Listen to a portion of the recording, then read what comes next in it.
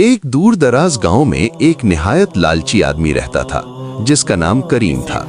वो हमेशा दौलत के पीछे भागता रहता और हर वक्त यही सोचता कि किस तरह ज्यादा से ज्यादा पैसा कमाया जाए। गांव के लोग इसके रवैये से वाकिफ थे, इसलिए कोई भी उस पर ज्यादा भरोसा नहीं करता था।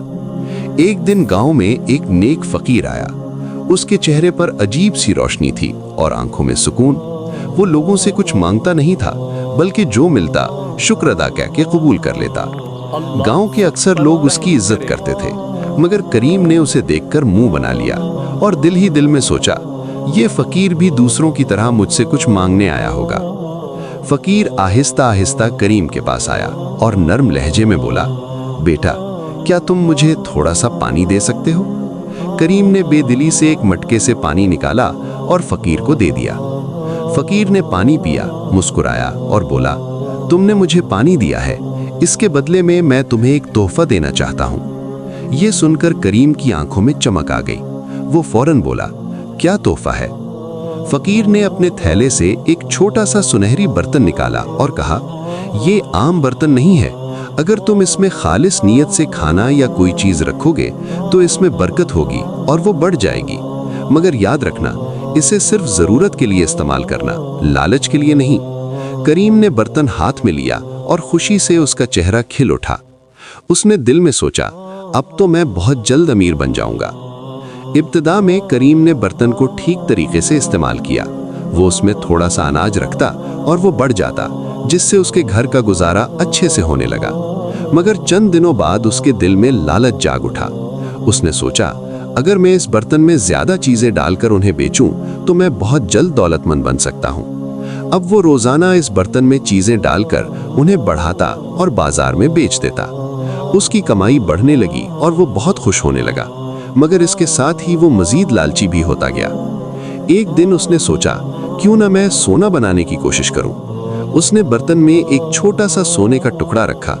शुरू में वो बढ़ गया, मगर अचानक वो सोना मिट्टी में तब्दील होने लगा। करीम घबरा गया, मगर उसने इसे एक इत्तेफाक समझकर नजरअंदाज कर दिया।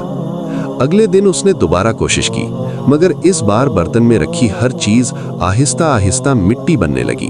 अनाज, फल, हत्ता के पानी भी खराब होने लगा। करीम परेशान हो गया। उसने बर्तन को बार बार चेक किया, मगर सब कुछ बेकार हो रहा था। अब वो भागता हुआ उसी जगह गया जहां उसने फकीर को देखा था। खुशकिस्मती से फकीर वहीं बैठा था। करीम ने घबरा कर कहा, बाबा, ये बर्तन खराब हो गया है। पहले सब कुछ ठीक था, मगर अब हर चीज मिट्टी बन रही है। फकीर ने सुकून से उसकी बात सुनी और नरमी से कहा, बर्तन खराब नहीं हुआ, तुम्हारी नीयत खराब हो गई है। करीम खामोश हो गया। फकीर ने मजीद कहा, मैंने तुम्हें पहले ही कहा था कि इसे सिर्फ जरूरत के लिए इस्तेमाल करना, मगर तुमने इसे लालच के लिए इस्तेमाल किया और लालच हमेशा बरकत को खत्म कर देता है। ये सुनकर करीम को अपनी गलती का एहसास हुआ। उसकी आंखों में आंसू आ गए और वो बोला, मुझे माफ कर दें, मैंने वाकई लालच किया, अब मैं क्या करूं?